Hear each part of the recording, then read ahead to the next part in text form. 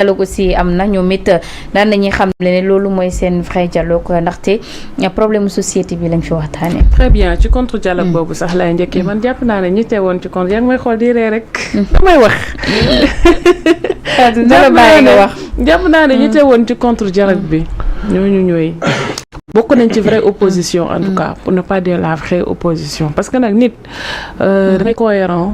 ak yow. Je prends l'exemple de l'APR. Makhtar nee na TDR yi yónnee nañ ko ay mois avant je suis désolée APR barki démb Ndiaye li leen société civile dem seeti pour convaincre leen pour ñu participer ci dialogue bi li ñu xam ne mooy jot à 3 jours ci dialogue bi xaw ma 4 jours dialogue bi lañ jot les termes de référence ils n'ont même pas reçu d'invitation alors que Bougane l'a reçu jàpp nga ne loolu c'est sérieux alors que jàpp nañ ne tey APR moo nekk la deuxième force politique de ce pays parce que élection présidentielle yi loolu la ñu wane Amadou Ba il a été le candidat de l'APR il a eu 35% avec ses alliés bien sûr donc ñoom ñoo nekk la deuxième force politique de ce pays là comprendre nga donc ñoom tey ñu waroon nañ jox TDR yi bu yàgg au même titre bi yi ñu ko joxee ñeneen ñi ñu bàyyi ba à 3 jours ñu jox leen ko encore les invitations doyen Gaye wax na ko tey ci suba ay entités lañ doon invité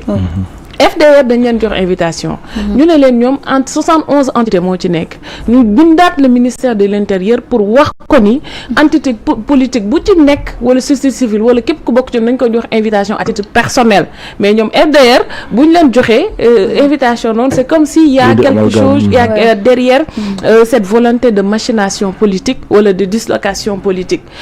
ci lañ retourné jël ñi leen neex tànn leen jox leen ay invitation ñi leen neex laa mën a parce que après à 3 jours déjà wala xaw ma 4 jours du dialogue lañ jot seen TDR yi encore sans invitation et pour ceux qui sont partis je suis désolée ils ne représentent pas l'APR parce que dégg nañ Abdou Mbow mi nga xamante ne c'est le porte-parole adjoint du parti mu toog ci émission bu mu doon def ak Maïmouna Ndour Faye ne carrément APR demul yónneewul ku dem surtout boo mais nga Pape dem Malick Ndour wax na ko fa démb ci contre dialogue bi mais ñoom dañ leen di ji sàcc ak falsificateur ñoom demuñu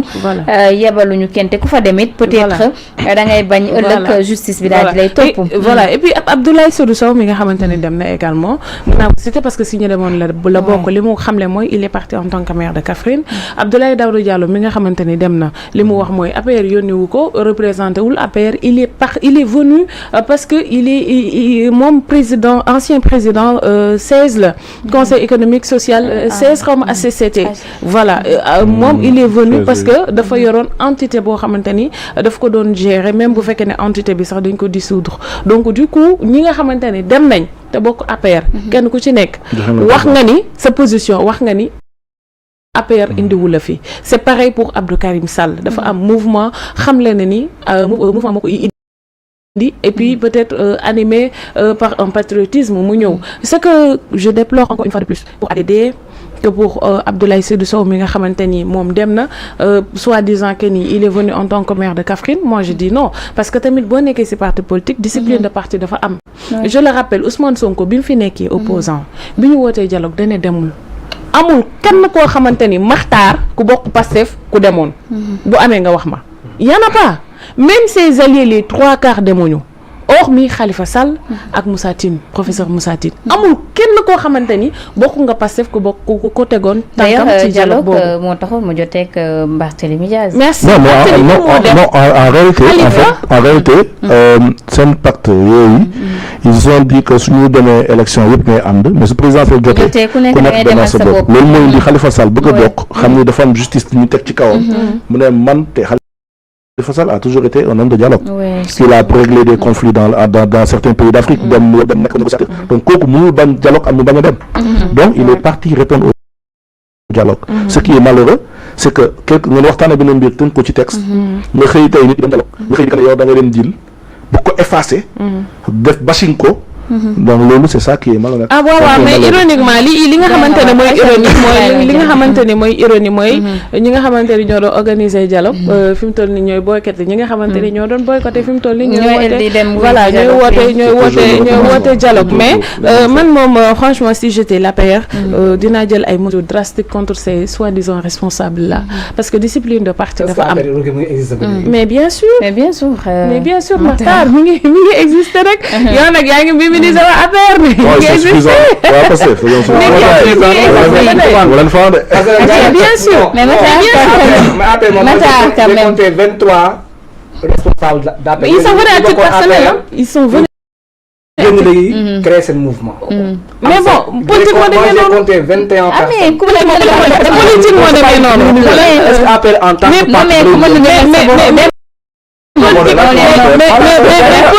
mais politiquement demee noonu. à son mouvement. Maguette Sène à son mouvement. Amadou Ba il est mais Maguette Sène il est toujours dans l'APR. Il n'est pas Amadou Ba nekkatul APR Amadou Ba génn na APR loolu aussi. mais xam nga déjà gars yi toujours mouvement mooy demande mooy départ bi. Maxtaan yaa ngi jël sama temps de parole de. mouvement tu incarnes une autorité. Tu commences à prendre des décisions contraires à l'orientation de son parti. Tu n'assistes plus aux réunions de ton parti. en tout cas li ma la mën a xamal mooy yéen li ngeen fi woo bi fii Macky Sall wootee dialogue avant de perdre le pouvoir amul kenn ku bokk ci yéen ku dem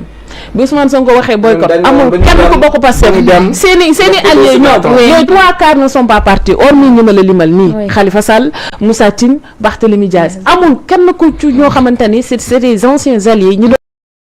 ànd ak même des alliés de toujours pour la plupart ñuy ànd ak Pastef ñoo xamante ne dem nañ donc nag vous pouvez pas aujourd'hui ngeen di saluer les responsables apéristes yi nga xamante ne ñoo dem man si j'aurais été Macky Sall mais retour de bâton bi dafay am automatiquement parce que parti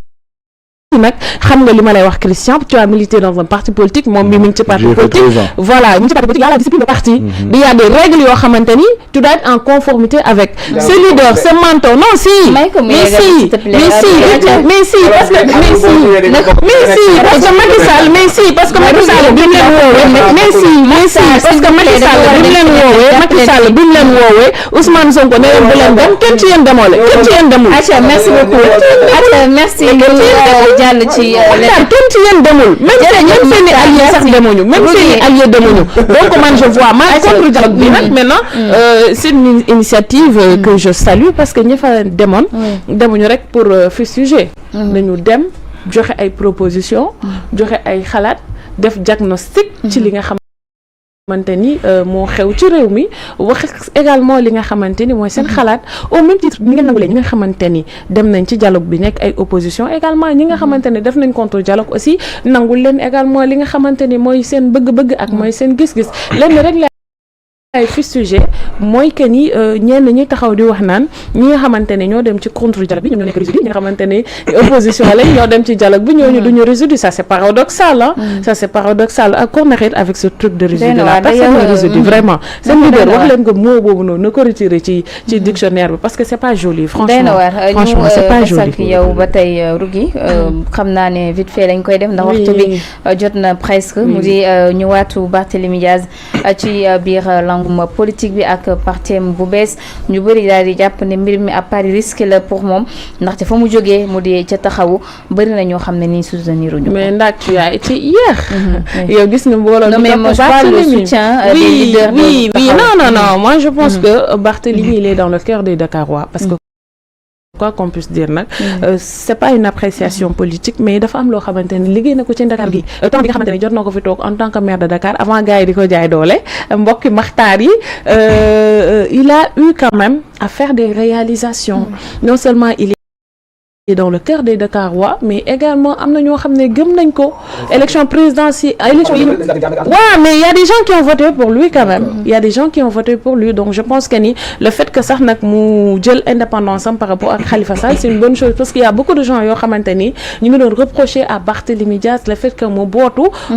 pendant longtemps ci ginnaawu kii nga xamante ni moo nekkoon ex-mentoram di Khalifa Sall xam nga dafa am loo xamante ni dañ koy c'est pas jaxase religion bi ak politique dafa am loo xamante ni dañ ko faral di seetlu ci suñu mbokku chrétien yi mooy la fidélité mooy la constance mooy li nga xamante ni mooy l'amour mooy ngëm-ngëm mooy dëggu te loolu tey gis nañ ko démb ci Barthélémy Dias parce que discours bi mu def nag da nga xam ne carrément en plus pour une première fois Barthélémy Dias ñëw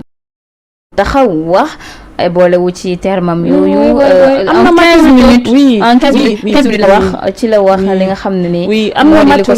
na maturité politique nag ci diggante bi loolu la ñu remarqué am na maturité politique et moi je pense que ni Pastef gagnerait vraiment à prendre en considération Barthélémy Dias parce que xeeb ko nag mooy xeeb xal de xeeb ko mooy xeeb